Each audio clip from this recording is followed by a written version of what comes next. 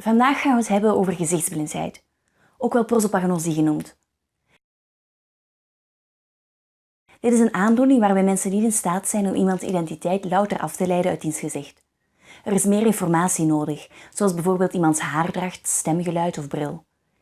Ongeveer 2% van de bevolking zou aan gezichtsblindheid lijden. Er zijn ook heel interessante linken te leggen met autisme. Afhankelijk van welke studie dat je leest, zou 1/3 à 2/3 van de personen op het spectrum aan gezichtsblindheid lijden.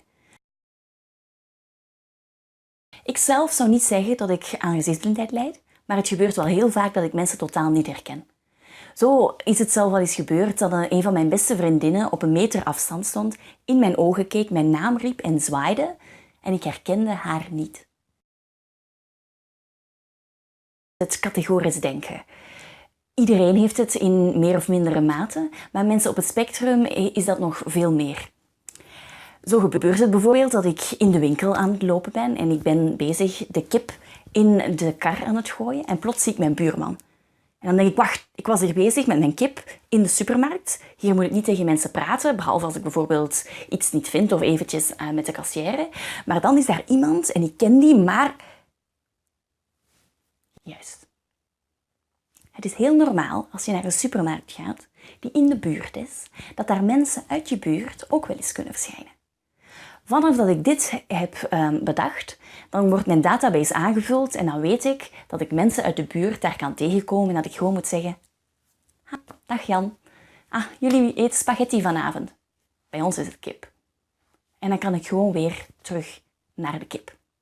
De volgende keren dat ik iemand zou tegenkomen in de supermarkt, dan weet ik dan ook dat dit geen enkel probleem zal zijn. Zelf vind ik dat het gewoon prioriteiten stellen is. Ik begrijp niet waarom ik energie zou moeten steken om de hele tijd te kijken: wie loopt er hier allemaal rond mij? Wat drijft hen? Wat zijn ze aan het doen?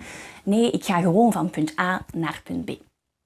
Nu, ik hoor je al zeggen, dat gebeurt heel automatisch dat je iemand herkent. Daar moet je helemaal geen energie in te steken.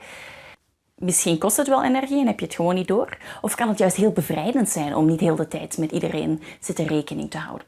Ik weet het niet. Maar wat wel een stuk belangrijker is volgens mij, is te begrijpen dat mensen op het spectrum alles veel intenser voelen. Ze zien meer, ze horen meer. Terwijl ik aan het wandelen ben, dan voel ik bijvoorbeeld die ene regendruppel helemaal langs mijn nek glijden. En voel ik hoe die ene naad van mijn sok net te veel tussen mijn tenen zit. Naast mij glijdt er een fiets over het asfalt. Ik hoor de pedalen, ik hoor hoe het knerpt over de grond. En naast mij zit die duif met ongelooflijk glanzende veren. Ergens zal ik een prioriteit moeten stellen. Nu, ik begrijp dat wie die persoon is die naast mij loopt net iets belangrijker is dan de glanzende veren van de duif. Maar het punt is wel dat mensen op het spectrum al die zaken binnenkrijgen en ze zien ook eerst de details voor ze het geheel zien. Waar neurotypische personen het volledige gezicht zien, zal mij eerst de details opvallen. Ik zie dat de ogen een beetje rood zijn, misschien heeft hij niet goed geslapen. Ik zie dat hij een klein beetje een blauwe plek hier heeft. En het is pas vanaf al die kleine details worden opgeteld dat de persoon eigenlijk zichtbaar wordt.